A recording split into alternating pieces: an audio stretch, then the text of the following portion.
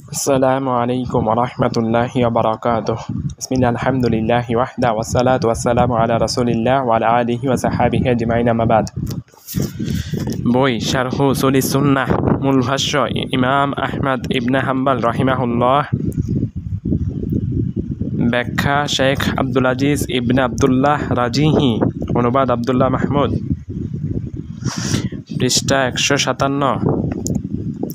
উসুল কবরের আযাবের প্রতি ঈমান।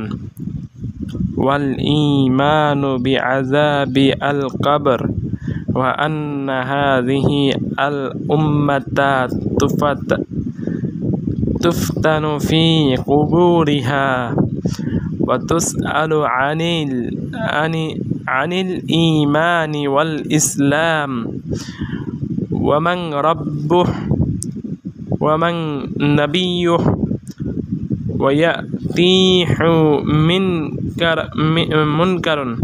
ويأتيه منكر ونكير كيف شاء الله عز وجل وكيف أراد والإيمان به والتصديق به। কবরের আযাবের প্রতি ঈমান আনা। আরও ঈমান আনা যে এই উম্মাহ কবরে পরীক্ষার সম্মুখীন হবে এবং ঈমান ইসলাম তাদের রব ও তাদের নবী সম্পর্কে জিজ্ঞেস করা হবে। তাদের কাছে মুনকার নাকির আসবে। আল্লাহ যেভাবে চাইবেন এবং যেভাবে ইচ্ছা করবেন এগুলোর প্রতি ঈমান আনা এবং সত্যায়ন করা। ব্যাখ্যা: আল্লাহ তাআলার কিতাব ও তার রাসূলের সুন্নাহ কবরের আযাব ও নিয়ামত সাব্যস্ত করে। কবরের আযাব ও নিয়ামতের ব্যাপারে কিতাব থেকে প্রমাণ: 1. আল্লাহ তাআলা বলেন, ওয়ামান আযলামু মিম্মান ইফতারা আলাল্লাহি কাযিবান আও ক্বালা উহিয়া ইলাইয়া ওয়া লাম ইউহা ইলাইহি শাইউন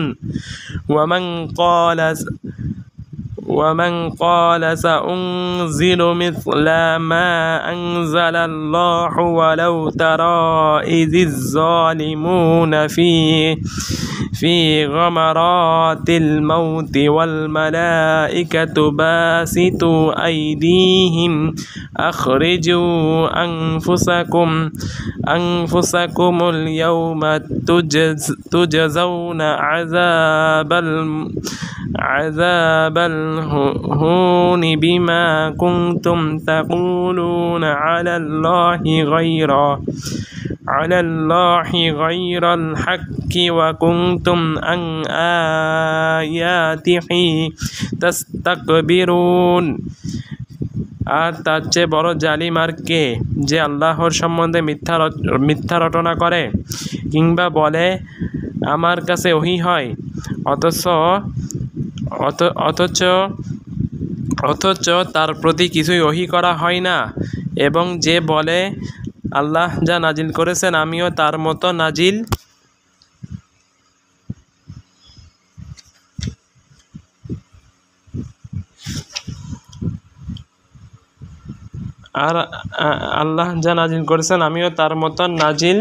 করব। আর যদি আপনি দেখতে পেতেন যখন জালিমরা মৃত্যু যন্ত্রণায় থাকবে এবং ফেরেশতাগণ হাত বাড়িয়ে বলবে তোমাদের প্রাণ বের করো, আজ তোমাদেরকে অবমাননাকর শাস্তি দেওয়া হবে, কারণ তোমরা আল্লাহর উপর অসত্য বলতে এবং তার আয়াতসমূহ সম্পর্কে অহংকার করতে। সূরা আনাম আয়াত 93। রূহ বের হওয়ার সময় এটি এমন দিন যেদিন আযাব হবে। এই আয়াতে কবরের আযাব সাব্যস্ত করা হয়েছে।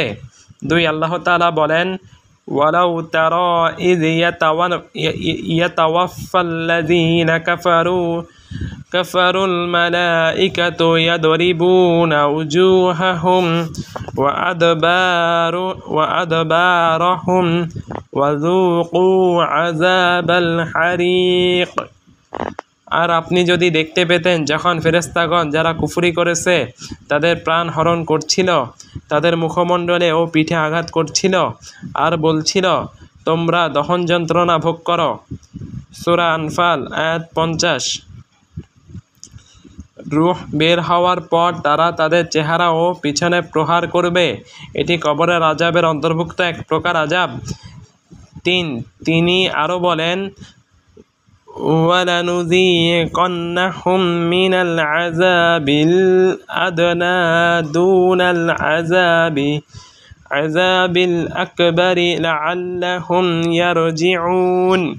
আর অবশ্যই আমরা তাদেরকে মহাশাস্তির পূর্বে কিছু লঘু শাস্তি আস্বাদন করাবো, যাতে তারা ফিরে আসে। সূরা সাজদাহ আয়াত 21। লঘু শাস্তি দ্বারা কবরের আযাব উদ্দেশ্য আর মহাশাস্তি দ্বারা কিয়ামতের দিনের আযাব উদ্দেশ্য। আবার এটাও বলা হয় যে এ দ্বারা বদর যুদ্ধের দিন কাফিরেরা যে বন্দিত্ব ও হত্যার শিকার হয় তা উদ্দেশ্য। যার কবরের আযাবের ব্যাপারে আরও সুস্পষ্ট প্রমাণ হলো ফেরাউনের পরিবারের ব্যাপারে আল্লাহর এ বাণী, النار يعرضون عليها غدوا وعشيا। আগুনে তাদেরকে উপস্থিত করা হয় সকাল ও সন্ধ্যায়। সূরা গাফির আয়াত 46। এখানে উপস্থিত করা দ্বারা উদ্দেশ্য কিয়ামতের পূর্বে উপস্থিত করা হয়। এরপর আল্লাহ বলেন, ওয়ায়াউমা তাকুমুস সাআতু আদখিলু আলা ফিরআউনা আশাদ্দাল আযাব। এবং যেদিন কিয়ামত ঘটবে সেদিন বলা হবে, ফেরাউনের গোষ্ঠীকে নিক্ষেপ করো কঠোর শাস্তিতে। সূরা গাফির আয়াত 46। আল্লাহ তাআলা এই কথা উল্লেখ করেছেন ফেরাউনের গোষ্ঠীর একজন মুমিনের কথা উল্লেখ করার পর। فَوَقَاهُ اللَّهُ سَيِّئَاتِ مَا مَكَرُوا وَحَاقَ بِآلِ فِرْعَوْنَ سُوءُ الْعَذَابِ। অতঃপর আল্লাহ তাকে তাদের ষড়যন্ত্রের অনিষ্ট হতে রক্ষা করলেন এবং ফেরাউনের গোষ্ঠীকে ঘিরে ফেলল কঠিন শাস্তি। সূরা গাফির আয়াত 45। আল্লাহর কথা, অতঃপর আল্লাহ তাকে তাদের ষড়যন্ত্রের অনিষ্ট হতে রক্ষা করলেন দ্বারা ফেরাউনের গোষ্ঠীর উক্ত মুমিন ব্যক্তি উদ্দেশ্য। وَحَاقَ بِآلِ فِرْعَوْنَ سُوءُ الْعَذَابِ النَّارُ يُعْرَضُونَ عَلَيْهَا غُدُوًّا وَعَشِيًّا وَيَوْمَ تَقُومُ السَّاعَةُ أدخلوا آل فرعون أشد العذاب। আর ফেরাউনের গোষ্ঠীকে ঘিরে ফেলল কঠিন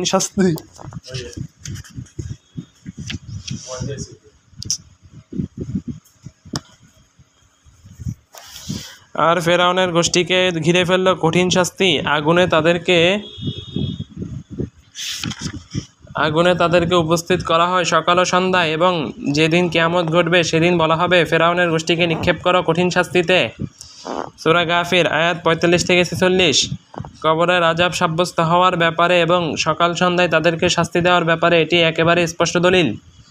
5 কবরের নিয়ামতের ব্যাপারে দলিল হলো আল্লাহর বাণী, ইন্নাল্লাযীনা ক্বালু রাব্বুনাল্লাহু সুম্মা ইসতাকামু তাতানাজ্জালু আলাইহিমুল মালাঈকা আল্লা তাখাফু ওয়া লা তাহজানু ওয়া আবশিরু বিল জান্নাতিল্লাতী কুনতুম তুআদুন নাহনু আউলিয়াউকুম ফিল হায়াতিদ দুনিয়া ওয়া ফিল আখিরাতি ওয়া লাকুম ফিহা মা তাশতাহি আনফুসুকুম ওয়া লাকুম ফিহা মা তাদদাউন নুজুলাম মিন গফুরির রহিম। নিশ্চয় যারা বলে আমাদের রব আল্লাহ, তারপর অবিচলিত থাকে, তাদের কাছে নাজিল হয় ফেরেশতা, এ বলে যে তোমরা ভীত হইও না, চিন্তিত হইও না এবং তোমাদেরকে যে জান্নাতের প্রতিশ্রুতি দেওয়া হয়েছিল তার জন্য আনন্দিত হও। আমরাই তোমাদের বন্ধু দুনিয়ার জীবনে ও আখিরাতে, আর সেখানে তোমাদের জন্য থাকবে যা কিছু তোমাদের মন চাইবে এবং সেখানে তোমাদের জন্য থাকবে যা তোমরা দাবি করবে। এটা ক্ষমাশীল পরম দয়ালু আল্লাহর পক্ষ থেকে আপ্যায়ন হিসেবে। সূরা ফুসসিলাত আয়াত 30-32। কাজেই মুমিনদেরকে 3টি সুসংবাদ দেওয়া হবে। প্রথম সুসংবাদ, রূহ বের হওয়ার সময় রূহ বের হওয়ার সময় ফেরেশতাগণ তাদেরকে সুসংবাদ দিতে থাকেন, তাদের উপর অবতরণ হতে থাকেন এবং বলতে থাকেন, তোমরা কিয়ামতের ভয়াবহতাকে ভয় পাবে না, কবরের আযাবকে ভয় পাবে না ও জাহান্নামের আযাবের ভয় পাবে না। ফেরেশতাগণ তাদের ভয় ও ভীতিকে দূর করতে থাকেন। ফলে যারা রব্বুনাল্লাহ বলে তারা ভয় ও ভীতি থেকে নিরাপদ হয়। অর্থাৎ যারা বলে আমাদের সত্যিকারের রব, ইলাহ ও মাবুদ হলেন আল্লাহ তাআলা, এরপর আমলের মাধ্যমে তাতে অটল থাকে। দ্বিতীয় সুসংবাদ, তোমরা চিন্তিত হইও না।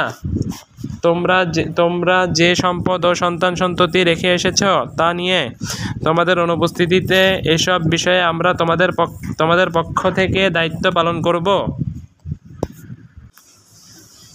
তৃতীয় সুসংবাদ, এই সুসংবাদের ব্যাপারে আল্লাহ তাআলা বলেন, وَأَبْشِرُوا بِالْجَنَّةِ الَّتِي كُنْتُمْ تُوعَدُونَ। তোমাদেরকে যে জান্নাতের প্রতিশ্রুতি দেওয়া হয়েছিল তার জন্য আনন্দিত হও। সূরা ফুসসিলাত আয়াত 30। এসব আয়াতে প্রমাণ করে কোরআনে কবরের আযাব ও নিয়ামত সাব্যস্ত করা হয়েছে। কবরের আযাব ও নিয়ামতের ব্যাপারে সুন্নাহ থেকে দলিল। 1, আয়েশা রাদিয়াল্লাহু আনহা থেকে হতে বর্ণিত, তিনি বলেন, একদিন আমার কাছে মদিনার দুজন ইয়াহুদি বৃদ্ধা মহিলা এলো। তারা আমাকে বললেন যে কবরবাসীদের তাদের কবরে আযাব দেওয়া হয়ে থাকে। তখন আমি তাদের একথা মিথ্যা বলে জানলাম। আমার বিবেক তাদের কথাটিকে সত্য বলে সায় দিল না। তারা দুজন বেরিয়ে যায়। নবী সাল্লাল্লাহু আলাইহি ওয়াসাল্লাম আমার নিকট এলেন। আমি তাকে বললাম, হে আল্লাহর রাসূল, আমার নিকট দুজন বৃদ্ধা এসেছিল। অতঃপর আমি তাকে তাদের কথা জানালাম। তখন তিনি বললেন, তারা দুজন ঠিকই বলেছে। নিশ্চয় কবরবাসীদেরকে এমন আযাব দেওয়া হয় যা সকল চতুষ্পদ জীবজন্তু শুনে থাকে। এরপর থেকে আমি তাকে সবসময় প্রতি সালাতে কবরের আযাব হতে আল্লাহর আশ্রয় প্রার্থনা করতে দেখেছি। পর থেকে আমি তাকে সহিহুল বুখারী 6366, সহিহ মুসলিম 586। 2, আবু হুরায়রা রাদিয়াল্লাহু আনহু থেকে বর্ণিত, তিনি বলেন, ক্বালা রাসূলুল্লাহি সাল্লাল্লাহু আলাইহি ওয়াসাল্লাম, ইযা তাশাহাদা আহাদুকুম ফালইয়াস্তাইয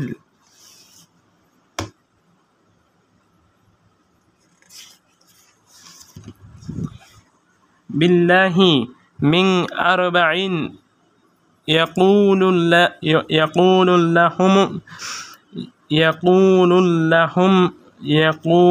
ইয়াকুলুল্লাহুম্মা ইন্নী আউযু বিকা মিন আযাবি জাহান্নামা ওয়া মিন আযাবিল কবর ওয়া মিন ফিতনাতিল মাহইয়া ওয়াল মামাতি ওয়া মিন শাররি ফিতনাতিল মাসীহিদ দাজ্জাল। রাসূলুল্লাহ সাল্লাল্লাহু আলাইহি ওয়াসাল্লাম বলেছেন, তোমরা কেউ যখন সালাতে তাশাহুদ পড়ো তখন 4টি জিনিস থেকে আশ্রয় পাওয়ার প্রার্থনা করবে। এই বলে দোয়া করবে, আল্লাহুম্মা ইন্নী আউযু বিকা মিন আযাবি জাহান্নাম ওয়া মিন আযাবিল কবরি ওয়া মিন ফিতনাতিল মাহইয়া ওয়াল মামাতি ওয়া মিন শাররি ফিতনাতিল মাসীহিদ দাজ্জাল। অর্থাৎ, হে আল্লাহ, আমি তোমার কাছে জাহান্নাম ও কবরের আযাব থেকে, মৃত্যু ও মৃত্যুর ফিতনা থেকে এবং মাসীহ দাজ্জালের ফিতনার ক্ষতি থেকে আশ্রয় প্রার্থনা করছি। সহিহুল বুখারী 1377, সহিহ মুসলিম 588। এই হাদিস সহিহুল বুখারী, সহিহ মুসলিম ও অন্যান্য গ্রন্থে প্রমাণিত। নবী সাল্লাল্লাহু আলাইহি সাল্লাম শেষ তাশাহুদে 4টি বিষয় থেকে আশ্রয় চাওয়ার আদেশ দিয়েছেন। যখন তোমাদের কেউ তাশাহুদ পড়বে এবং দরুদ পাঠ করবে, সে যেন 4টি থেকে আশ্রয় চায়। আল্লাহুম্মা ইন্নী আউযু বিকা মিন আযাবি জাহান্নাম ওয়া মিন আযাবিল কবরি ওয়া মিন ফিতনাতিল মাহইয়া ওয়াল মামাতি ওয়া মিন শাররি ফিতনাতিল মাসীহিদ দাজ্জাল। অধিকাংশ আলিমের মতে এই দোয়া পাঠ করা সুন্নতে মুস্তাহাবা মুআক্কাদা আর তাশাহুদ পাঠ করা ওয়াজিব। আশহাদু আল্লা ইলাহা ইল্লাল্লাহু ওয়া আশহাদু আন্না মুহাম্মাদান রাসূলুল্লাহ আল্লাহুম্মা সাল্লি আলা মুহাম্মাদ। তবে দোয়াটি পাঠ করা মুস্তাহাব। তবে একদল আলিম যেমন তাবেঈ তাউস ইবনে কাইসান আল ইয়ামানি এর মতে এই 4টি বিষয় থেকে আশ্রয় চাওয়া ওয়াজিব। তাউস ইবনে কাইসান থেকে প্রমাণিত, একবার তার সন্তান সালাত আদায় করলে তিনি তাকে বললেন, তুমি কি 4টি বিষয় থেকে আশ্রয় চেয়েছ? তার সন্তান বলেন, না। তিনি বলেন, তুমি তোমার সালাত পুনরায় আদায় করো। তিনি তাকে সালাত পুনরাবৃত্তি করার আদেশ দেন। এ থেকে প্রমাণ হয় তার মতে 4টি বিষয় থেকে আশ্রয় চাওয়া ওয়াজিব। তবে অধিকাংশ আলিমের মতে তা ওয়াজিব নয়, বরং মুস্তাহাব। আমাদের এই হাদিস থেকে প্রমাণ হলো, হে আল্লাহ, আমি তোমার কাছে জাহান্নাম ও কবরের আযাব থেকে আশ্রয় চাচ্ছি। এখানে জাহান্নামের আযাব সাব্যস্ত করা হয়েছে এবং কবরের আযাব সাব্যস্ত করা হয়েছে। 3. বারা ইবনে আজিবের লম্বা প্রসিদ্ধ হাদিস। তিনি বলেন, একবার আমরা নবী সাল্লাল্লাহু আলাইহি ওয়াসাল্লামের সাথে এক আনসারী জানাজায় কবরের কাছে গেলাম। তখনও কবর তৈরি করা শেষ হয়নি বলে লাশ কবরস্থ করা হয়নি। রাসূলুল্লাহ সাল্লাল্লাহু আলাইহি ওয়াসাল্লাম এক জায়গায় বসে থাকলেন। আমরাও তার আশেপাশে চুপচাপ বসে আছি, এমনভাবে যেন আমাদের মাথার উপর পাখি বসে আছে। রাসূলুল্লাহ সাল্লাল্লাহু আলাইহি ওয়াসাল্লামের হাতে ছিল একটি কাঠ। তা দিয়ে তিনি নিবিষ্টভাবে মাটি নাড়াচাড়া করছিলেন। তারপর তিনি মাথা উঠালেন এবং বললেন, কবরের আযাব থেকে আল্লাহর কাছে ক্ষমা ভিক্ষা করো। এ কথা তিনি 2 বার বা 3 বার বললেন। কবরের আযাবের প্রমাণের ব্যাপারে এটি দলিল। তারপর বললেন, মুমিন বান্দা দুনিয়ার জীবন শেষ করে পরকালের দিকে যখন ফিরে চলে, মৃত্যুর কাছাকাছি হয়, তখন আসমান থেকে খুবই আলোকোজ্জ্বল চেহারার কিছু ফেরেশতা তার কাছে যান। তাদের চেহারা যেন দীপ্ত সূর্য। তাদের সাথে জান্নাতের রেশমি কাপড়ের কাফন ও জান্নাতের সুগন্ধি থাকে। তারা তার দৃষ্টির দূরসীমায় বসে। তারপর মালাকুল মাউত এসে তার মাথার কাছে বসেন ও বলেন, হে পবিত্র আত্মা, আল্লাহর মাগফিরাত ও তার সন্তুষ্টির কাছে পৌঁছবার জন্য দেহ থেকে বেরিয়ে আসো।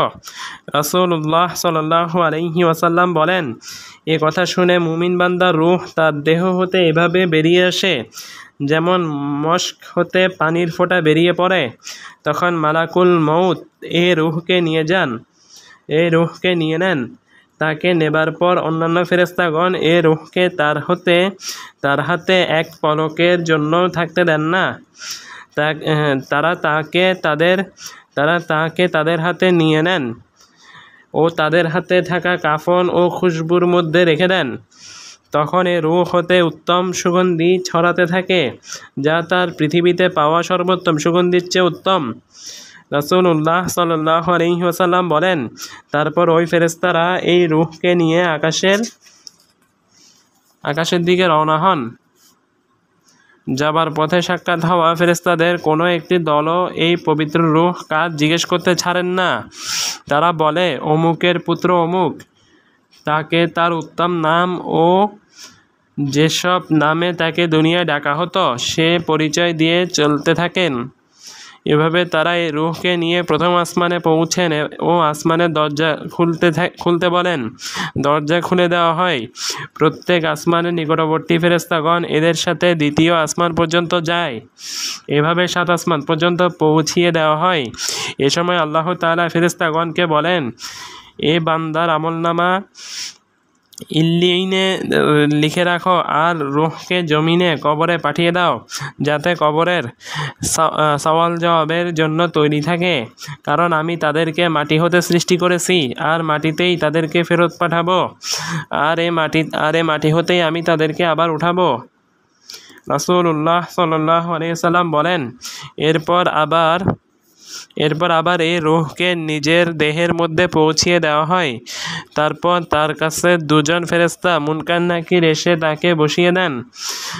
তারপর তাকে প্রশ্ন করেন, তোমার রব কে? সে উত্তর দেয়, আমার রব আল্লাহ। আবার তারা দুজন জিজ্ঞেস করেন, তোমার দিন কি? তখন সে উত্তর দেয়, আমার দিন ইসলাম। আবার তারা দুজন ফেরেশতা প্রশ্ন করেন, এ ব্যক্তি কে যাকে তোমাদের কাছে পাঠানো হয়েছিল? সে ব্যক্তি উত্তর দেয়, ইনি হলেন রাসূলুল্লাহ সাল্লাল্লাহু আলাইহি ওয়াসাল্লাম। তারপর তারা দুজন বলবেন, তুমি কিভাবে জানলে?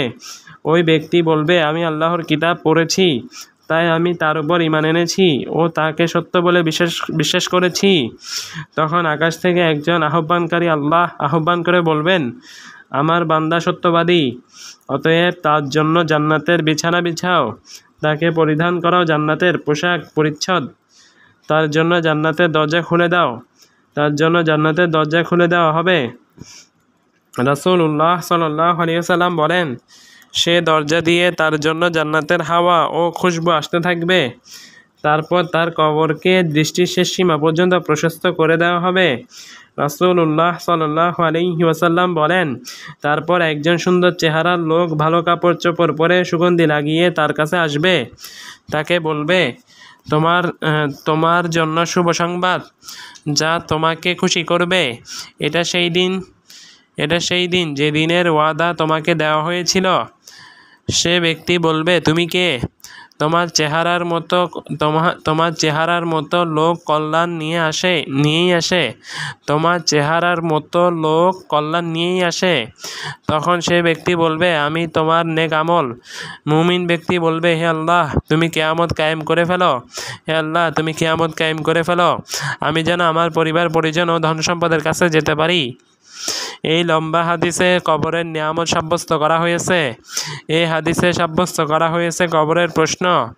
এই উম্মাহকে তাদের কবরে প্রশ্ন করা হবে তাদের রব, দিন ও রাসূল নিয়ে। রাসূলুল্লাহ সাল্লাল্লাহু আলাইহি ওয়াসাল্লাম বলেন, কাফির ব্যক্তি দুনিয়ার জীবন শেষ করে যখন আখিরাতে পদার্পণ করবে, আসমান থেকে আযাবের ফেরেশতা নাজিল হয়। তাদের চেহারা নিকষ কালো, তাদের সাথে কাঁটাযুক্ত কাফনের কাপড় থাকবে। তারা দৃষ্টির শেষ সীমায় এসে বসেন। তারপর মালাকুল মউত আসেন ও তার মাথার কাছে বসেন এবং বলেন, হে নিকৃষ্ট আত্মা, আল্লাহর আযাবে লিপ্ত হবার জন্য তাড়াতাড়ি দেহ হতে বের হও। রাসূলুল্লাহ সাল্লাল্লাহু আলাইহি ওয়াসাল্লাম বলেন, কাফিরের রূহ এ কথা শুনে তার গোটা দেহে ছড়িয়ে পড়ে। তখন মালাকুল মউত তার রূহকে শক্তি প্রয়োগ করে টেনে হিঁচড়ে বের করে নিয়ে আসেন। যেভাবে লোহার গরম শলাকা ভেজা পশম হতে টেনে বের করা হয় আর এতে পশম আটকে থাকে। মালাকুল মাউত রূহ বের করে আনার পর অন্যান্য ফেরেশতা ও রূহকে মালাকুল মাউতের হাতে এক পলকের জন্য থাকতে দেন না, বরং তারা নিয়ে কাফনের কাপড়ে মিশিয়ে দেন। এই রূহ থেকে মরা লাশের দুর্গন্ধ বের হয়, যা দুনিয়ায় পাওয়া যেত। ফেরেশতাগণ এই রূহকে নিয়ে আসমানের দিকে চলে যান। যখন ফেরেশতাদের কোনো দলের কাছে পৌঁছেন, তারা জিজ্ঞেস করেন, এ নাপাক রূহ কার? ফেরেশতাগণ জবাব দেন, এটা হলো অমুক ব্যক্তির সন্তান অমুক। তাকে খারাপ নাম ও খারাপ বিশেষণে ভূষিত করেন, যেসব নামে তাকে দুনিয়ায় ডাকা হতো। এভাবে যখন আসমান পর্যন্ত পৌঁছিয়ে দেওয়া হয়, তার জন্য আসমানের দরজা খুলতে বলা হয়, কিন্তু আসমানের দরজা তার জন্য খোলা হয় না। তারপর রাসূলুল্লাহ সাল্লাল্লাহু আলাইহি ওয়াসাল্লাম দলিল হিসেবে এই আয়াত তেলাওয়াত করলেন। অনুবাদ, ওই কাফিরদের জন্য আসমানের দরজা খোলা হবে না, আর না তাদেরকে জান্নাতে প্রবেশ করানো হবে, যে পর্যন্ত উট সুইয়ের ছিদ্রপথে প্রবেশ করবে। এবার আল্লাহ তাআলা বলবেন, তার আমলনামা সিজ্জিনে লিখে দাও, যা জমিনের নিচতলায়।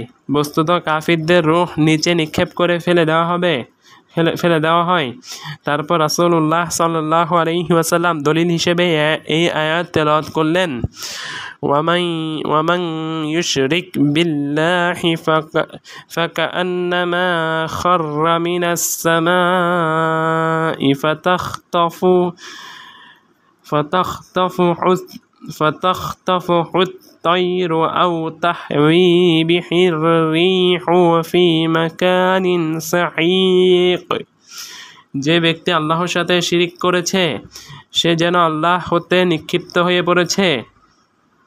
তাকে পশু পাখি ঠুকরিয়ে নেয় অর্থাৎ ধ্বংস হয়ে যায়, অথবা ঝড়ো বাতাস তাকে উড়িয়ে নিয়ে দূরে নিক্ষেপ করে ফেলে দেয় অর্থাৎ আল্লাহর রহমত থেকে দূরে সরে যায়। সূরা হজ আয়াত 31। রাসূলুল্লাহ সাল্লাল্লাহু আলাইহি ওয়াসাল্লাম বলেন, তারপর তার রূহকে তার দেহে ফিরিয়ে দেওয়া হয়। এ সময় দুজন ফেরেশতা তার কাছে আসেন, বসিয়ে দিয়ে তাকে জিজ্ঞেস করেন, তোমার রব কে? সে কাফির ব্যক্তি কোনো সদুত্তর দিতে না পেরে বলবে, হায় হায়, আমি কিছু জানি না। তারপর তারা দুজন জিজ্ঞেস করবেন, তোমার দিন কি? সে কাফির ব্যক্তি বলবে, হায় হায়, আমি কিছু জানি না। তারপর তারা দুজন জিজ্ঞেস করবেন, এই ব্যক্তি কে যাকে তোমাদের কাছে প্রেরণ করা হয়েছিল? সে বলবে, হায় হায়, আমি কিছু জানি না। তখন আসমান থেকে একজন আহ্বানকারী আহ্বান করে বলেন, এই ব্যক্তি মিথ্যা বলেছে, অতএব তার জন্য আগুনের বিছানা বিছিয়ে দাও, তার জন্য জাহান্নামের দিকে একটি দরজা খুলে দাও। তখন সে দরজা দিয়ে তার কাছে জাহান্নামের গরম বাতাস আসতে থাকবে। তার কবরকে এত সংকীর্ণ করা হবে যে দুপাশ মিলে যাবার পর তার পাঁজরের একদিকের হাড়গুলো ওদিকেরগুলো এদিকে বের হয়ে আসবে। তারপর তার কাছে একটি কুৎসিত চেহারার লোক আসবে, তার পরনে থাকবে ময়লা নোংরা কাপড়, তার থেকে দুর্গন্ধ আসতে থাকবে। এই কুৎসিত লোকটি কবরে শায়িত লোকটিকে বলতে থাকবে, তুমি একটি খারাপ খবরের সংবাদ শোনো, যা তোমাকে চিন্তায় ও শোকে দুঃখে কাতর করবে। আজ ওই দিন যেদিনের ওয়াদা দুনিয়ায় তোমাকে করা হয়েছিল। সে জিজ্ঞেস করে, তুমি কে? তোমার চেহারা এত কুৎসিত যে খারাপ ছাড়া কোনো ভালো খবর নিয়ে আসতে পারে না। সে লোকটি বলবে, আমি তোমার বদামল। এ কথা শুনে ওই মৃত ব্যক্তি বলবে, হে আমার পরওয়ারদিগার, তুমি কিয়ামত কায়েম করো না।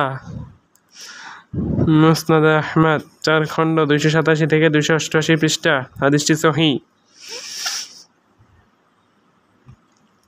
এই হাদিস বর্ণনা করেছেন ইমাম আহমদ তার মুসনাদ 4 খণ্ড 287 থেকে 288 পৃষ্ঠা। ইমাম আহমদ তার মুসনাদ গ্রন্থে তার সন্তান আব্দুল্লাহ আসুন্নাহ নং 1438 গ্রন্থে এবং ইমাম আবু দাউদ সুনানু আবি দাউদ 4753 হাদিসটি সনদ হাসান। এই হাদিসে কবরের আযাব ও নিয়ামত সাব্যস্ত করা হয়েছে, কবরে পরীক্ষার কথা বলা হয়েছে, মুনকার নাকিরের প্রশ্ন সাব্যস্ত করা হয়েছে। মুনকার ও নাকির দুজন ফেরেশতা, একজনের নাম মুনকার আর আরেকজনের নাম নাকির, যেমনটি অন্য হাদিসে এসেছে। কাজেই কবরের আযাব ও নিয়ামতের প্রতি ঈমান আনা ওয়াজিব এবং উম্মাহ কবরে পরীক্ষার সম্মুখীন হবে এর প্রতিও ঈমান আনা ওয়াজিব। পরীক্ষার অর্থ হলো প্রশ্ন করা হবে। ফিতনা বলতে প্রশ্ন উদ্দেশ্য। ইসলাম ও ঈমান সম্পর্কে প্রশ্ন করা হবে, বলা হবে, তোমার দিন কি, তোমার রব কে, তোমার নবী কে। আল্লাহ তাআলা মুমিনদের অটল রাখবেন এবং কাফির ও পাপিষ্ঠকে বিভ্রান্ত করবেন। অন্য হাদিসে এসেছে, নবী সাল্লাল্লাহু আলাইহি সাল্লাম বলেন, ইযা কুবিরাল মাইয়াতু আও ক্বালা আহাদুকুম আতাহু মালাকানি আসওয়াদানি আযরাকানি ইউকালু লা আহাদিহিমা আল মুনকারু ওয়াল আখারুন নাকির।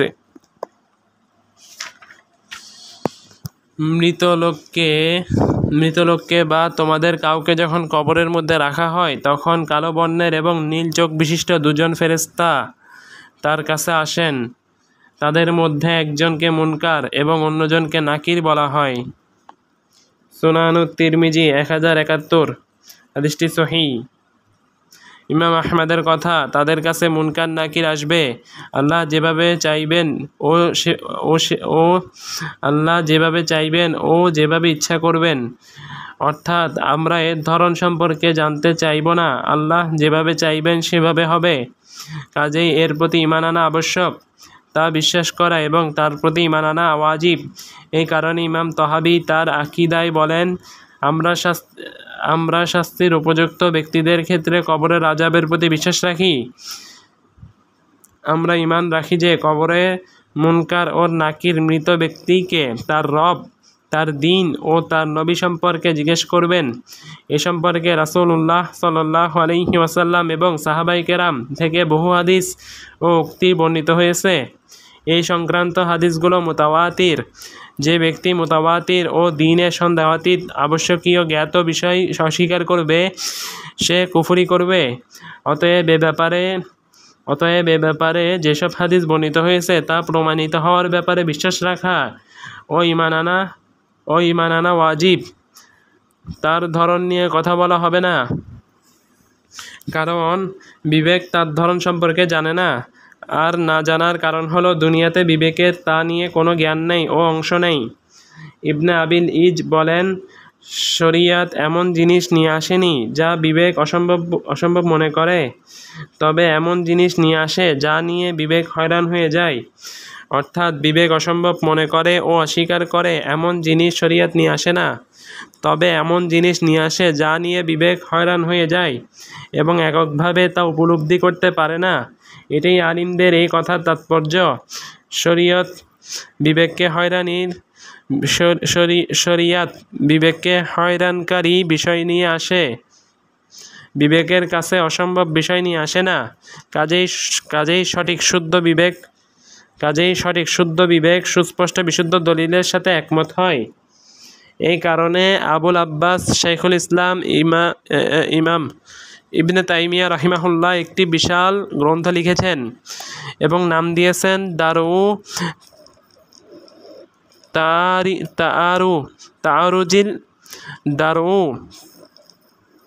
তাআরুজিল আকল ওয়ান নাকল। বইটির অর্থ হলো সহিহ বা বিশুদ্ধ বর্ণনা স্পষ্ট বিবেকের অনুকূলে হয়।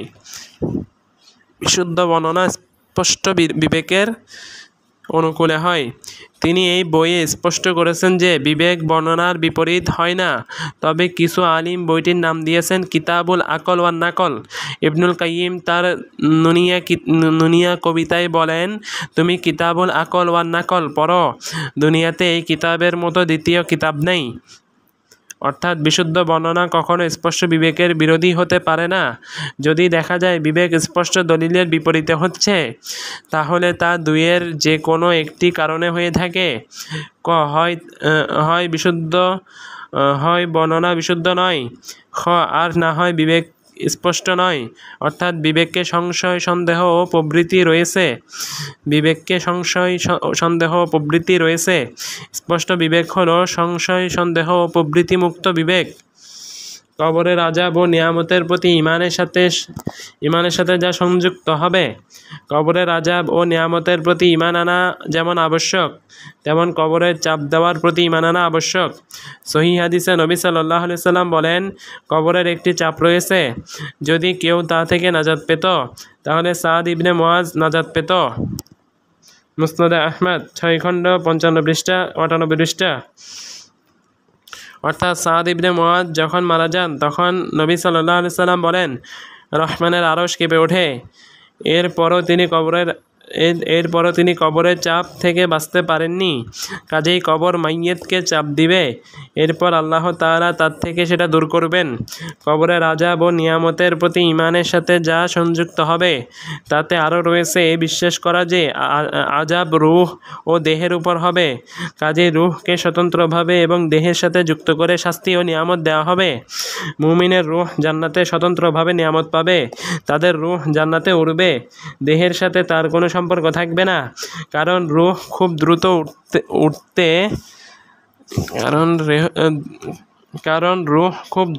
উঠতে পারে, রূহ যায় ও আসে ও উড়ে। এই কারণে ঘুমন্ত ব্যক্তির রূহ কখনো বের হয়ে যায়, কিন্তু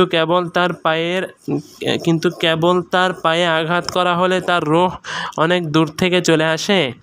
একইভাবে কাফিরের রূহকে জাহান্নামে শাস্তি দেওয়া হবে, আর দেহের সাথে রূহের কোনো সম্পর্ক থাকবে না। দেহ একসময় পচে যাবে আর রূহ নিয়ামতের বা শাস্তির মাঝে অবশিষ্ট থাকবে।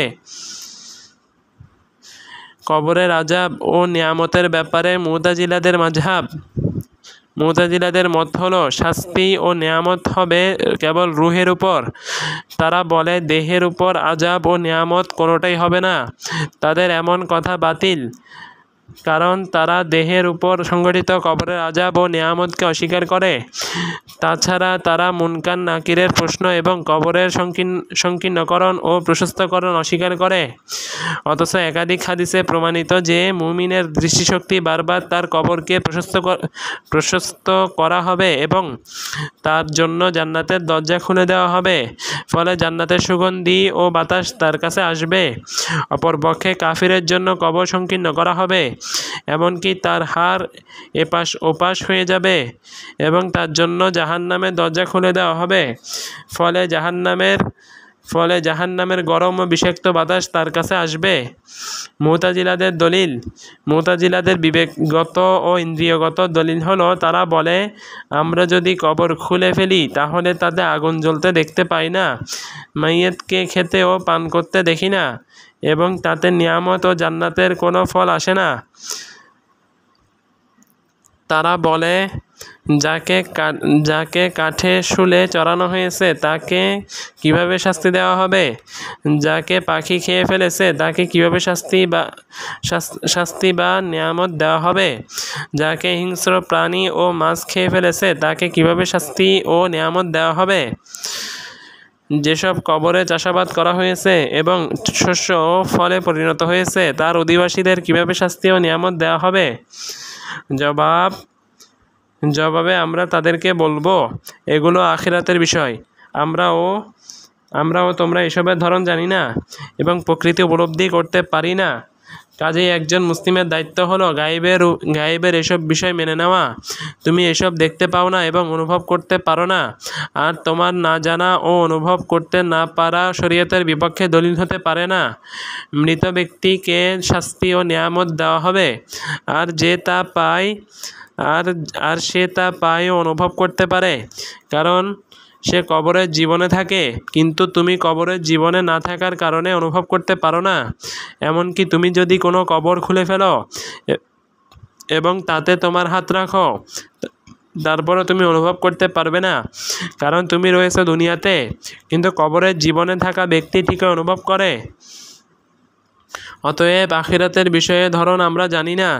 কাজেই একজন মুমিনের দায়িত্ব হলো সে আল্লাহ ও তার রাসূলকে মেনে নিবে এবং কবরের আযাব ও শাস্তির প্রতি ঈমান আনবে। মৃত ব্যক্তির কবরের আযাব ও নিয়ামতের সম্মুখীন হবে, যদিও তাকে কাঠের শুলে চড়ানো হয়, যদিও সমুদ্রে ডুবে যায় এবং যদিও তাকে হিংস্র প্রাণী ও মাছ খেয়ে ফেলে, তার তকদিরে যা আছে তা তার সম্মুখীন হবেই। সে মুনকার নাকিরের প্রশ্নের সম্মুখীন হবে, সে আযাব ও নিয়ামতের মুখাপেক্ষী হবে, কবরের আযাবের সম্মুখীন হবে। তবে আল্লাহ এর ধরন সম্পর্কে অবগত। কাজেই তোমার দায়িত্ব তা মেনে নেওয়া এবং শরীয়তের ব্যাপারে আপত্তি তোলা বর্জন করা। এটাই সঠিক কথা যার উপর আহলুস সুন্নাহ ওয়াল জামাআহ রয়েছে। নবী সাল্লাল্লাহু আলাইহি সাল্লাম বলেন, ফালাউলা আন লা তাদাফানু লাদআউতুল্লাহ আন ইউসমিআকুম মিন আযাবিল আল্লাযী আসমাউ মিনহু। তোমরা মৃত ব্যক্তিকে দাফন করা বর্জন করবে, এই আশঙ্কা না হলে আমি আল্লাহর নিকট দোয়া করতাম যেন তাদেরকে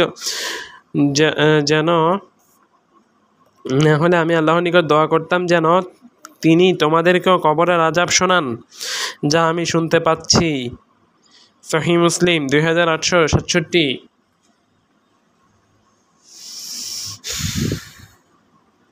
কিন্তু মানুষের উপর আল্লাহর রহমত হলো তিনি সেসব আযাব প্রাপ্তদের আওয়াজ তাদেরকে শোনান না, অন্যথায় আওয়াজের কারণে কোনো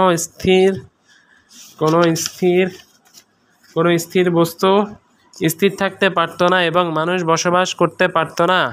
হাদিসে এসেছে, সুম্মায়াদরাবু বিমিতরাকাতিন মিন হাদিদিন দরবাতান বাইনা উযুনাইহি ফায়াসিহু সাইহাতান يسمعها من يليه إلا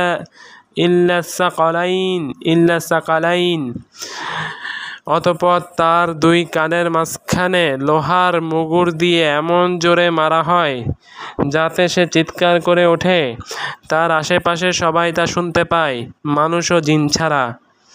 সহিহুল বুখারী 1338, সহিহ মুসলিম 2870। অর্থাৎ মানুষ যদি শুনতো তাহলে বেহুশ হয়ে যেত, বসবাস করতে পারত না। আমরা যদি কবরস্থিত ব্যক্তির শাস্তির কান্না, চিৎকার ও আর্তনাদ শুনতাম, তাহলে মানুষের জন্য কি স্থির থাকা সম্ভব হতো? যেসব সেনাবাহিনী ঘোড়া পালন করত এবং জিহাদের জন্য প্রস্তুত করত, তাদেরকে শাইখুল ইসলাম ইবনে তাইমিয়া রাহিমাহুল্লাহ বলতেন, যদি তোমার ঘোড়ার পেটে ব্যথার অসুখ হয় তাহলে তুমি ঘোড়াকে রাফেজি, শিয়া ও ইয়াহুদির কবরের কাছে নিয়ে যাবে। তবে তারা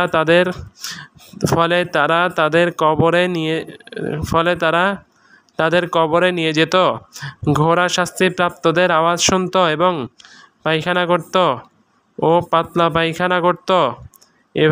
এভাবে তা তার রোগের চিকিৎসা হিসেবে কাজ করত। সুবহানাল্লাহ। মাজমুল ফাতাওয়া 5 খণ্ড 526 পৃষ্ঠা। আল রদ্দু আলা শাজিলি পৃষ্ঠা 19, শারহু হাদিসিন নুজুল পৃষ্ঠা 150। Point to be noted. মুতাজিলারা নিজেদের ভ্রান্ত বিবেককে মূলনীতির মাধ্যমে স্পষ্ট দলিলের বিরোধিতা করে। এর মাধ্যমে তারা আল্লাহর জন্য বাতিল জিনিস আবশ্যক করে দেয়, যেমন আনুগত্যকারীদের প্রতিদান দেওয়া এবং অবাধ্যদের শাস্তি দেওয়া। তারা আল্লাহর উপর ওয়াজিব করে দিয়েছে, কারণ তাদের ধারণা অনুযায়ী অবাধ্য ব্যক্তি নিজেই নিজের কর্ম সৃষ্টি করে। তাদের এমন ধারণার কারণে আল্লাহর উপর এসব জিনিস ওয়াজিব হয়ে যায়। 1. তিনি আনুগত্যকারীকে প্রতিদান দিবেন, কারণ আনুগত্যকারী আল্লাহর কাছে প্রতিদান পাবার হকদার হয়ে যায়, যেমনভাবে শ্রমিক নিজেদের পারিশ্রমিক পাবার হকদার হয়। 2. তিনি অবাধ্য ব্যক্তির ক্ষেত্রে শাস্তির ওয়াদা বাস্তবায়ন করবেন, তাকে ক্ষমা করার সুযোগ নেই। জান্নাত ও জাহান্নামে বর্তমানে কেউ কি অবস্থান করছে? একটি মাসালা। হাদিসে এসেছে, আমি একদল লোক দেখেছি যাদের পিতলের নখ রয়েছে, তা দ্বারা তারা নিজেদের চেহারা খামচাচ্ছে। এ হাদিস কি এ ব্যাপারে দলিল যে জান্নাত ও জাহান্নামে বর্তমানে কেউ বসবাস করছে? জবাব, এই হাদিসটি কবরের জীবনে শাস্তির ব্যাপারে দলিল। এসব ব্যক্তি যাদেরকে নবী সাল্লাল্লাহু আলাইহি ওয়াসাল্লাম শাস্তি পেতে দেখেছেন, তাদেরকে তিনি কবরের জীবনে দেখেছেন। আল্লাহু আলাম।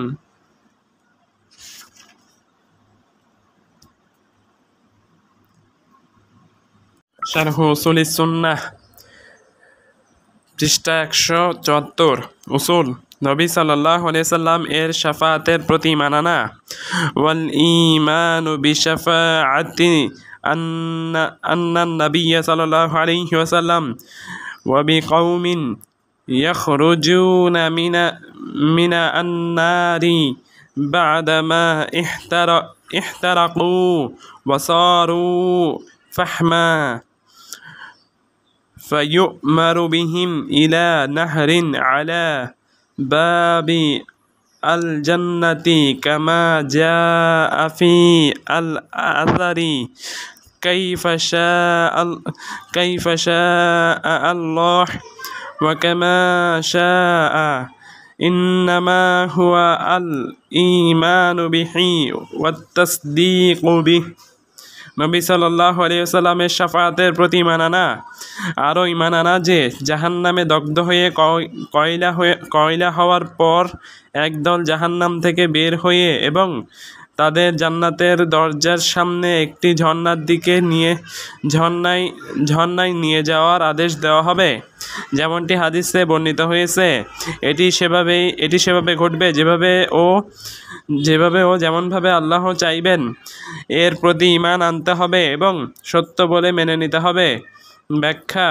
আহলুস সুন্নাহ রসুলের অন্তর্ভুক্ত হলো নবী সাল্লাল্লাহু আলাইহি সাল্লাম এর শাফাআতের প্রতি মানানা। পূর্বে আলোচনা করা হয়েছে যে তার শাফাআতের বিভিন্ন প্রকার রয়েছে, তার মধ্যে 3টি শাফাআত তার জন্য খাস এবং 3টি শাফাআতে অন্যরা তার শরীক হবে। নবী সাল্লাল্লাহু আলাইহি সাল্লাম এর সাথে খাস শাফাআত সমূহ: প্রথম শাফাআত বড় শাফাআত, যা কিয়ামতের দিন বিচারের পূর্বে হাসরের মাঠে দাঁড়ানোর সময় হবে। উলুল আজম রাসূলগণ এই শাফাআত করতে নাকচ করবেন।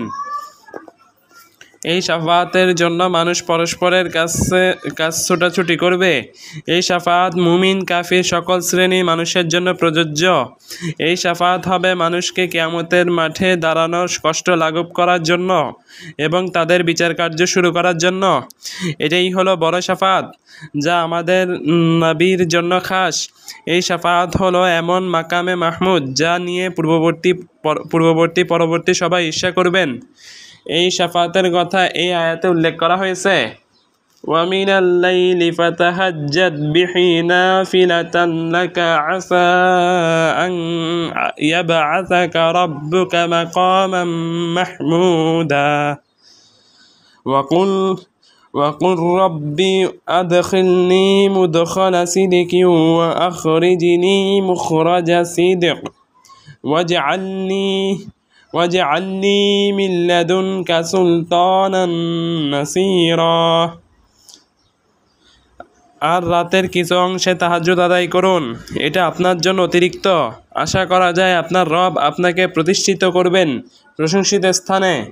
আর বলুন, হে আমার রব, আমাকে প্রবেশ করান সত্যতার সাথে এবং আমাকে বের করুন সত্যতার সাথে, এবং আপনার কাছ থেকে আমাকে সাহায্যকারী শক্তি দান করুন। সূরা ইসরা আয়াত 79 থেকে 80। এটাই হলো মাকামে মাহমুদ। মানুষ আল্লাহর সামনে নগ্ন পদে খতনাবিহীন বিবস্ত্র অবস্থায় দাঁড়িয়ে থাকবে। সূর্য মাথার কাছাকাছি থাকবে। সূর্যের তাপ বৃদ্ধি করা হবে। মানুষ দুশ্চিন্তা, দুর্দশা ও ভয়ের এমন পর্যায়ে পৌঁছে যাবে, যার প্রকৃত অবস্থা আল্লাহ ছাড়া কেউ নির্ধারণ করতে সক্ষম হবে না। মানুষ পরস্পরের কাছে ছুটোছুটি করবে। তারা নবীগণের কাছে ভীত অবস্থায় গিয়ে তাদের কাছে শাফাআতের আবেদন করবে। এই শাফাআত যা মানুষেরা নবীগণের কাছে আবেদন করবেন তা জায়েজ শাফাআত, কারণ তারা তাদের কাছে আবেদন করবেন তারা যেন আল্লাহর কাছে দোয়া করেন এবং আল্লাহ যেন তাদের হিসাব শুরু করেন। কিন্তু উলুল আজম রাসূলগণ এই শাফাআত করতে অপারগতা প্রকাশ করবেন, যেমনটি বুখারী, মুসলিম ইত্যাদি গ্রন্থে শাফাআত সংক্রান্ত লম্বা হাদিসে রয়েছে। মানুষেরা প্রথমে আদমের কাছে গিয়ে বলবেন, হে আদম, আপনি মানবকুলের পিতা। আল্লাহ স্বহস্তে আপনাকে সৃষ্টি করেছেন এবং আপনার দেহে রূহ ফুঁকে দিয়েছেন। আপনাকে সাজদা করার জন্য ফেরেশতাদের নির্দেশ দিয়েছেন। তারা আপনাকে সাজদা করেছেন। আপনি আমাদের জন্য আপনার প্রতিপালকের নিকট শাফাআত করুন। আপনি দেখছেন না আমরা কি কষ্টে আছি? আপনি দেখছেন না আমরা কষ্টের কোন সীমায় পৌঁছেছি?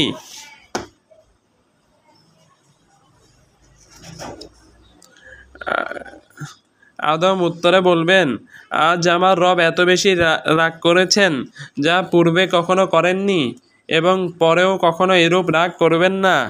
তিনি আমাকে একটি বৃক্ষের ফল খেতে নিষেধ করেছিলেন, কিন্তু আমি সে নিষেধ লঙ্ঘন করে ফেলেছি। নাফসি নাফসি। তোমরা অন্য কারো নিকট গিয়ে চেষ্টা করো। তোমরা নূহের নিকট যাও। তখন তারা নূহের নিকট আসবে এবং বলবে, হে নূহ, আপনি পৃথিবীর প্রথম রাসূল। আল্লাহ আপনাকে চিরকৃতজ্ঞ বান্দা বলে উপাধি দিয়েছেন। আপনার রব্বের নিকট আমাদের জন্য সুপারিশ করুন। দেখছেন না আমরা কোন অবস্থায় আছি? আমাদের অবস্থা কোন পর্যায়ে পৌঁছেছে? নূহ বলবেন, আজ আমার রব এত রাগ করেছেন যে এমন রাগ পূর্বেও কখনো করেননি এবং পরেও কখনো করবেন না। আমাকে তিনি একটি দোয়া কবুলের প্রতিশ্রুতি দিয়েছিলেন, কিন্তু তা আমি আমার জাতির বিরুদ্ধে প্রয়োগ করে ফেলেছি। নাফসি নাফসি। তোমরা ইব্রাহিমের নিকট যাও। তখন তারা ইব্রাহিমের নিকট আসবে এবং বলবে, হে ইব্রাহিম, আপনি আল্লাহর নবী। পৃথিবীবাসীদের মধ্য থেকে আপনি আল্লাহর খলিল ও অন্তরঙ্গ বন্ধু। আপনি আপনার রবের নিকট আমাদের জন্য সুপারিশ করুন। দেখছেন না আমরা কোন অবস্থায় আছি এবং আমাদের অবস্থা কোন পর্যায়ে পৌঁছেছে। ইব্রাহিম তাদেরকে বলবেন, আল্লাহ আজ এতই রাগ করে আছেন যে পূর্বে এমন কখনো করেননি এবং পরেও কখনো করবেন না। তিনি তার কিছু বাহ্যত অসত্য কথনের বিষয় উল্লেখ করবেন, বলবেন নাফসি নাফসি, তোমরা অন্য কারো নিকট যাও, মুসার নিকট যাও। তারা মুসার নিকট আসবে এবং বলবে, হে মুসা, আপনি আল্লাহর রাসূল, আপনাকে তিনি তার রিসালাত ও কালাম দিয়ে মানুষের উপর মর্যাদা দিয়েছেন। আপনার রব্বের নিকট আমাদের জন্য সুপারিশ করুন। দেখছেন না আমরা কোন অবস্থায় আছি এবং আমাদের অবস্থা কোন পর্যায়ে পৌঁছেছে। মুসা তাদের বলবেন, আজ আল্লাহ এতই রাগ করে আছেন যে পূর্বে এমন রাগ কখনো করেননি এবং এমন রাগ পরেও কখনো করবেন না। আমি তার হুকুমের পূর্বে এক ব্যক্তিকে হত্যা করে ফেলেছিলাম। নাফসি নাফসি, তোমরা ঈসার নিকট যাও। তারা ঈসার নিকট আসবে এবং বলবে, হে ঈসা, আপনি আল্লাহর রাসূল। দোলনায় অবস্থানকালেই আপনি মানুষের সাথে বাক্যলাপ করেছেন। আপনি আল্লাহর দেওয়া এমন কালিমা যা তিনি মারিয়ামের মধ্যে নিক্ষেপ করেছিলেন। আপনি তার দেওয়া আত্মা। সুতরাং আপনার রব্বের নিকট আমাদের জন্য সুপারিশ করুন। দেখছেন না আমরা কোন অবস্থায় আছি এবং আমাদের অবস্থা কোন পর্যায়ে পৌঁছেছে। ঈসা তাদের বলবেন, আজ আল্লাহ তাআলা এতই রাগ করে আছেন যে এরূপ রাগ না পূর্বে কখনো করেছেন এবং না পরে কখনো করবেন। তবে তিনি কোনো অপরাধের কথা উল্লেখ করবেন না।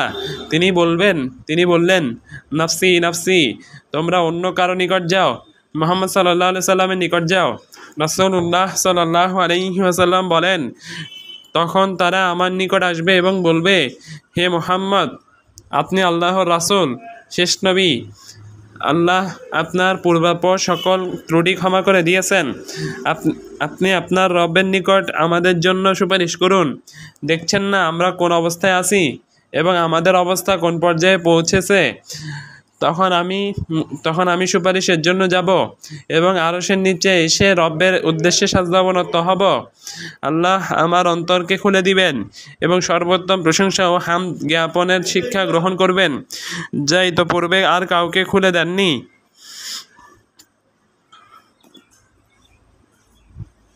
এরপর আল্লাহ বলবেন, হে মুহাম্মদ, মাথা উত্তোলন করুন, প্রার্থনা করুন, আপনার প্রার্থনা কবুল করা হবে, সুপারিশ করুন, আপনার সুপারিশ গ্রহণ করা হবে। অনন্তর আমি মাথা তুলব, বলবো, রব, উম্মতি উম্মতি, আমার উম্মাহ। তারপর বলা হবে, হে মুহাম্মদ, আপনার উম্মাহর যাদের কোনো হিসাব নেই তাদেরকে জান্নাতের দরজার ডান দিক দিয়ে প্রবেশ করিয়ে দিন। তারা এছাড়াও অন্য দরজায় মানুষের সঙ্গে শরীক হবে। কসম ওই সত্তা যার হাতে মুহাম্মদের প্রাণ, নিশ্চয় জান্নাতের দুই চৌকাটের মধ্যকার দূরত্ব মক্কা ও হাজরের বাহরাইনের একটি জনপদের দূরত্বের মতো। অথবা বর্ণনাকারী বলেন, মক্কা ও বসরার দূরত্বের নাই। সহিহুল বুখারী 3340, সহিহ মুসলিম 194। শারহ উসুলিস সুন্নাহ 178 পৃষ্ঠা। মাসআলা, নবীদের আজ আল্লাহ তাআলা এতই রাগ করে আছেন যে এরূপ রাগ না পূর্বে কখনো করেছেন এবং না পরে কখনো করবেন। এ কথার উদ্দেশ্য কি? জবাব, এর দ্বারা উদ্দেশ্য হলো তারা আল্লাহর ক্রোধের প্রভাবের ভয় করবেন, আর ক্রোধের প্রভাব হলো প্রতিশোধ গ্রহণ করা। এই হাদিস এটি প্রমাণ হয় যে আল্লাহর গুণের বিভিন্ন স্তর রয়েছে। তার ক্রোধের স্তর রয়েছে, যেমন তার কথার স্তর রয়েছে। কাজেই সূরা ইখলাস কোরআন 1/3 সমপরিমাণ। অনুরূপভাবে তার সন্তুষ্টির স্তর রয়েছে। তার সন্তুষ্টির প্রভাব হলো প্রতিদান দেওয়া প্রতিদান দেওয়া ও পুরস্কৃত করা। মোট কথা, নবীগণ সেই কঠিন ও জটিল স্থানে উক্ত ক্রোধের প্রভাবের ভয় পাবেন। আল্লাহ তাআলা তার নবী মুহাম্মদ সাল্লাল্লাহু আলাইহি সাল্লামকে বলবেন, আপনি শাফাত করুন, আপনার শাফাত কবুল করা হবে। এই অনুমতি মূলত আল্লাহ তাআলার নিম্নের বাণীর অন্তর্ভুক্ত। মান যাল্লাযী ইয়াশফাউ ইনদাহু ইল্লা বিইযনিহি, কে সে যে তার অনুমতি ব্যতীত তার কাছে সুপারিশ করবে। সূরা বাকারা আয়াত 255। কাজেই কেউ আল্লাহ তাআলার অনুমতি ছাড়া আল্লাহর কাছে শাফাত করতে সক্ষম হবে না। কিন্তু দুনিয়ার রাজা বাদশাহ সরকার, ধনাঢ্য ব্যক্তি ও সম্ভ্রান্ত ব্যক্তিদের কাছে অনুমতি ছাড়াই যে কেউ শাফাত ও সুপারিশ করতে পারে। আবার কখনো কেউ তাদেরকে বাধ্য করতে পারে, আর তারাও বাধ্য হতে পারেন সাবধানতার কারণে। কখনো তাদের কাছে তাদের সন্তান ও স্ত্রী কোনো কিছুর সুপারিশ করে, আর তারাও সুপারিশ গ্রহণ করতে বাধ্য হয়। কিন্তু আল্লাহ তাআলাকে কেউ বাধ্য করতে পারে না।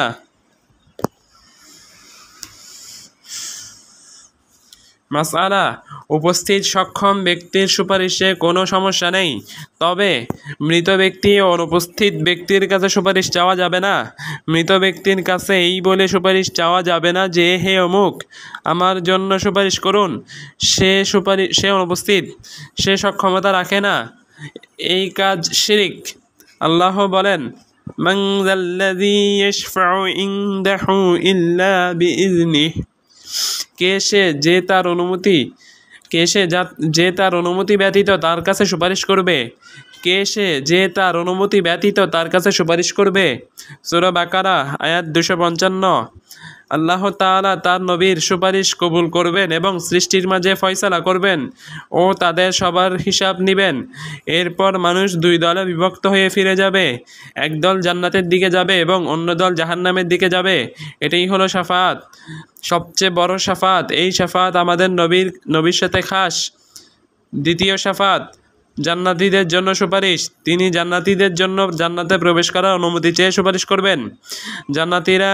জান্নাতীরা আমাদের নবীর সুপারিশ ছাড়া জান্নাতে প্রবেশ করতে পারবে না। তিনি তার রবের কাছে সুপারিশ করবেন। আল্লাহ তাআলা তাদের জান্নাতে প্রবেশের অনুমতি দিবেন। তৃতীয় শাফাত, চাচা আবু তালিবের শাস্তি লাঘব করার জন্য সুপারিশ। তিনি তার চাচা আবু তালিবের শাস্তি হালকা করার জন্য সুপারিশ করবেন, কারণ তার পক্ষ থেকে প্রতিরোধ গড়ে তোলার জন্য তার চাচার কুফরি ছিল হালকা। ফলে তিনি জাহান্নামীদের মাঝে সবচেয়ে হালকা শাস্তির সম্মুখীন হবেন। তিনি তার জন্য শাস্তি হালকা করার সুপারিশ করবেন, ফলে তাকে বের করা হবে। আমাদের নবী তার চাচা আবু তালিবের জন্য সুপারিশ করবেন, ফলে তাকে জাহান্নামের গভীর থেকে বের করে জাহান্নামের হালকা স্তরে রাখা হবে। তাতেই তার মাথার মগজ ফুটতে থাকবে। এটা কেবল শাস্তি হালকা করার সুপারিশ।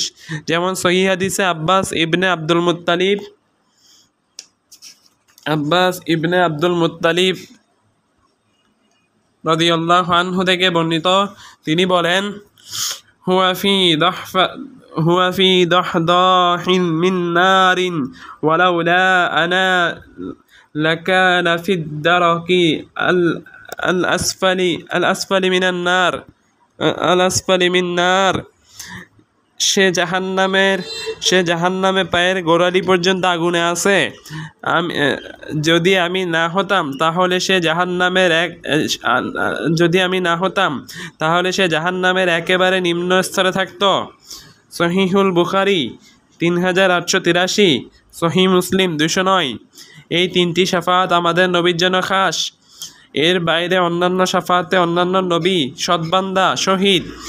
সৎবান্দা, সন্তান, শহীদ ইত্যাদি ব্যক্তিগণ শরীক হবেন।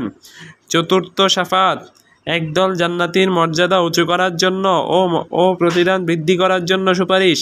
তিনি একদল জান্নাতীর জন্য সুপারিশ করবেন, ফলে সুপারিশ তাদের মর্যাদা বৃদ্ধি করবে এবং তাদের প্রতিদানের পরিমাণ বেড়ে যাবে। পঞ্চম শাফাত, এমন একদল ব্যক্তির ব্যাপারে শাফাত যারা নিজেদের অবাধ্যতার কারণে জাহান্নামের অধিকারী হয়ে যাবে। তিনি তাদের ব্যাপারে সুপারিশ করবেন যাতে তাদেরকে জাহান্নামে প্রবেশ না করানো হয়। ষষ্ঠ শাফাত, এমন একদল ব্যক্তির ব্যাপারে শাফাত যারা জিহাদের পাপের কারণে যারা নিজেদের পাপের কারণে জাহান্নামে প্রবেশ করবে, তার সুপারিশের কারণে তাদের জাহান্নাম থেকে বের করা হবে। সপ্তম শাফাত, কিছু মানুষ এমন ব্যক্তিদের ব্যাপারে সুপারিশের কথা উল্লেখ করেছেন যাদের পাপ ও নেকির পরিমাণ সমান হবে। তিনি তাদেরকে জান্নাতে প্রবেশের ব্যাপারে সুপারিশ করবেন। প্রথম তিনটি শাফাত ঐকমত্যপূর্ণ, এমনটি খারেজি ও মুতাজিলাদের কাছে প্রথম তিনটি শাফাত গ্রহণযোগ্য, তবে তারা জাহান্নামে প্রবেশকারীদের ব্যাপারে শাফাতকে অস্বীকার করে।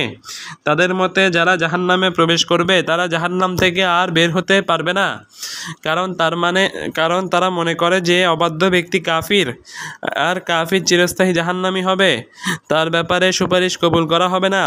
এই কারণে তারা যেসব স্পষ্ট দলিল অস্বীকার করে যাতে বলা হয়েছে যে অবাধ্যদের জাহান্নাম থেকে বের করা হবে, অথচ এই সংক্রান্ত দলিলগুলো মুতাওয়াতির, এই কারণে আহলুস সুন্নাহ তাদের খণ্ডন করেছেন, তাদেরকে বিদআতি বলেছেন, তাদেরকে পথভ্রষ্ট আখ্যা দিয়েছেন এবং তাদের ব্যাপারে সতর্ক করেছেন কিভাবে তারা মুতাওয়াতির হাদিসকে অস্বীকার করে।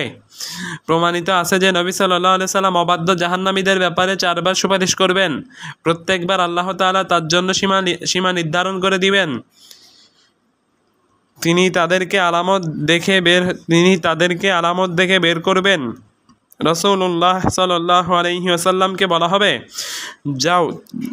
যাও যাদের অন্তরে যবের দানা পরিমাণ ঈমান আছে তাদেরকে জাহান্নাম থেকে বের করে আনো, তাদেরকে জাহান্নাম থেকে বের করে দাও। আমি গিয়ে এমনই করব।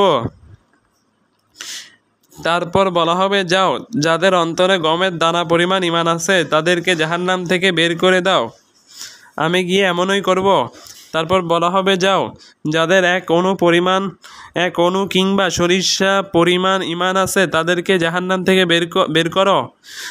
আমি গিয়ে তাই করব। এরপর আবার বলা হবে, যাও যাদের অন্তরে সরিষার দানার চেয়ে অতি ক্ষুদ্র পরিমাণে ঈমান আছে তাদেরকে জাহান্নাম থেকে বের করে আনো। আমি যাব এবং তাই করব।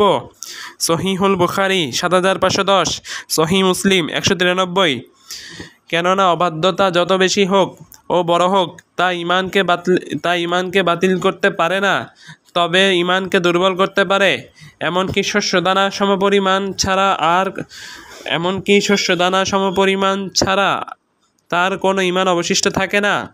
ঈমানকে যা বাতিল করে তা হলো এমন বড় কুফর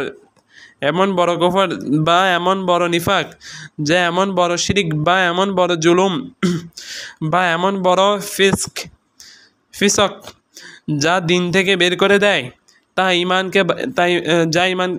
ঈমানকে বাতিল করে দেয় এবং তার সাথে ঈমানের কোনো কিছুই অবশিষ্ট রাখে না। ইমাম আহমেদের কথা, নবী সাল্লাল্লাহু আলাইহি সাল্লামের শাফাতের প্রতি ঈমান আনা যে জাহান্নামে দগ্ধ হয়ে কয়লা হওয়ার পর একদল জাহান্নাম থেকে বের হবে, এরা তাওহীদপন্থী অবাধ্য ব্যক্তি। জাহান্নামে দগ্ধ হয়ে কয়লা হওয়ার পর এদেরকে জাহান্নাম থেকে বের করা হবে। হাদিসে রয়েছে, উযিনা বিশ-শাফাআতি ফাজিআ বিহিম দাবাইরা ফাবুসু আলা আনহারিল জান্নাতি সুম্মা কিলা ইয়া আহলাল জান্নাতি আফিদু আলাইহিম ফায়ানবুতুনা নাবাতাল হিব্বাতি তাকুনু ফি হামিলিস সাইলি।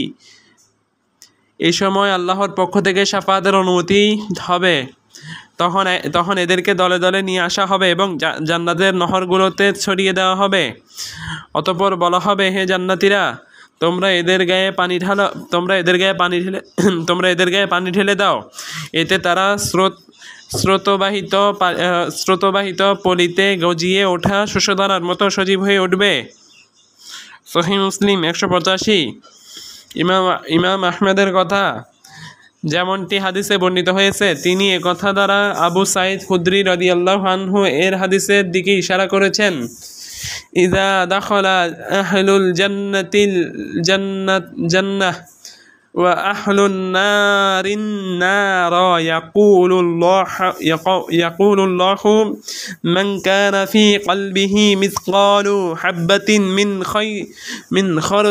মিন খারদালিন মিন ঈমানি ফাআখরিজুহু ফায়ুখরাজুনা قد انتحشوا وعادوا حمما فيلقون في نهر الحياة فينبتون كما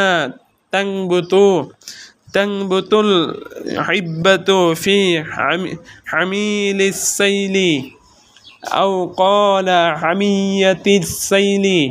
وقال النبي صلى الله عليه وسلم ألم تروا أنها تنبت صفراء ملتوية.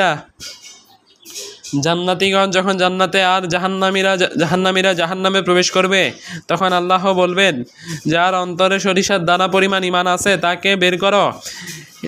অতঃপর তাদেরকে এমন অবস্থায় বের করা হবে যে তারা পুড়ে কয়লা হয়ে গেছে। তাদেরকে জীবন নদে নামিয়ে দেওয়া হবে। এতে তারা তরতাজা হয়ে উঠবে যেমন নদী তীরে জমাট আবর্জনায় সজীব উদ্ভিদ গজিয়ে ওঠে। নবী সাল্লাল্লাহু আলাইহি সাল্লাম আরও বললেন, তোমরা কি দেখো না সেগুলো হলুদ রঙের হয়ে আঁকাবাঁকা হয়ে উঠতে থাকে। সহিহুল বুখারী 6560, সহিহ মুসলিম 184। হাদিসটি ইমাম বুখারী, মুসলিম ও অন্যান্যরা বর্ণনা করেছেন। যখন তাদেরকে পরিষ্কার ও পাকসাফ করা হবে তখন তাদের জান্নাতে প্রবেশের অনুমতি দেওয়া হবে। যখন অবাধ্যদের বের হওয়া পরিপূর্ণ হবে এবং জাহান্নামে কোনো অবাধ্য থাকবে না, তখন ইয়াহুদি, খ্রিস্টান, মূর্তি পূজক, কমিউনিস্ট ও নাস্তিক সহ সকল প্রকার কাফিরদের উপর জাহান্নামকে ঢাকনা দিয়ে ঢেকে দেওয়া হবে। আর মুনাফিকরা জাহান্নামে সর্বনিম্ন স্তরে অবস্থান করবে। এদের কোনো প্রকারকে কখনোই জাহান্নাম থেকে বের করা হবে না। যেমন আল্লাহ তাআলা বলেন, তিনি বলেন, ইন্নাহা আলাইহিম মুসাদাহ, নিশ্চয়ই এটা তাদেরকে পরিবেষ্টন করে রাখবে। সূরা হুমাজা আয়াত 8। 2, তিনি বলেন, ইউরিদুনা আন ইয়াখরুজু মিনান নারি ওয়া মা হুম বিখারিজিনা মিনহা ওয়া লাহুম আযাবুন মুকিম। তারা আগুন থেকে বের হতে চাইবে, কিন্তু তারা সেখান থেকে বের হবার নয় এবং তাদের জন্য রয়েছে স্থায়ী শাস্তি। সূরা মাইদা আয়াত 37। 3, অন্য আয়াতে বলেন, কাযালিকা ইউরিহিমুল্লাহু আ'মালাহুম হাসারাতিন আলাইহিম ওয়া মা হুম বিখারিজিনা মিনান নার। এভাবে আল্লাহ তাদের কার্যাবলী তাদেরকে দেখাবেন তাদের জন্য আক্ষেপ স্বরূপ, আর তারা কখনো আগুন থেকে বের হবার নয়। সূরা বাকারা আয়াত 167। 4, তিনি আরেক আয়াতে বলেন, লাবিসিনা ফিহা আহকাবা, সেখানে তারা যুগ যুগ ধরে অবস্থান করবে। সূরা নাবা আয়াত 23।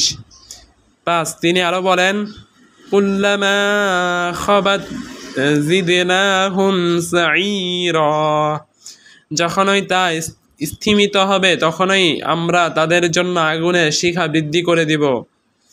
সূরা ইসরা আয়াত 97। আমরা আল্লাহর কাছে শান্তি ও নিরাপত্তা কামনা করি। ইমাম আহমদের কথা, এটি সেভাবে ঘটবে যেমনভাবে আল্লাহ চাইবেন। এর প্রতি ঈমান আনতে হবে এবং সত্য বলে মেনে নিতে হবে। তিনি একথা ইশারা করেছেন যে স্পষ্ট দলিলের প্রতি ঈমান আনা ওয়াজিব এবং সত্য বলে মেনে নেওয়া আবশ্যক। কোনো ধরনের আপত্তি করা যাবে না। সুবহানাকাল্লাহুম্মা ওয়া বিহামদিকা আশহাদু আল্লা ইলাহা ইল্লা আনতা আস্তাগফিরুকা ওয়া আতুবু ইলাইক। আসসালামু আলাইকুম ওয়া রাহমাতুল্লাহি।